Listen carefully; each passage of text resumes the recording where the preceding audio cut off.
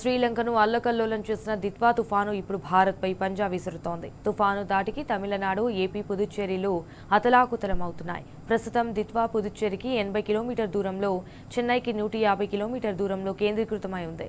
మరికొన్ని గంటల్లో ఇది వాయుగుండంగా మారే అవకాశం ఉంది. తుఫాను తీవ్రతతో పలు ప్రాంతాల్లో భారీ నుంచి అతి భారీ వర్షాలు కురుస్తున్నాయి. అయితే దీంతో ఏపీలోని నెల్లూరు, చిత్తూరు, తిరుపతి, కడప జిల్లాలకు రెడ్ అలర్ట్ జారీ చేసింది ఐఎండీ. ఈ నేపథ్యంలో ఏపీ ప్రభుత్వం అప్రమత్తమైంది. ఎటువంటి విపత్తునైనా ఎదుర్కోవడానికి కంట్రోల్ రూమ్లను ఏర్పాటు చేసింది. డిజాస్టర్ రెస్పాన్స్ సిబ్బందిని కూడా తుఫాను ప్రభావిత జిల్లాలో మోహరించింది. ఇటు తుఫాను తీవ్రత దృష్ట్యా తమిళనాడు, పుదుచ్చేరికి రెడ్ అలర్ట్ ప్రకటించింది వాతావరణ శాఖ. తమిళనాడులోని కడలూరు, నాగపట్టణం, మలాయితుండరే, విల్లుపురం, చెంగల్పట్టు జిల్లాల్లో అతి భారీ వర్షాలు కురుస్తాయని కూడా వెల్లడించింది. పుదుచ్చేరి, కారైకల్ ప్రాంతాల కూడా హెచ్చరించింది.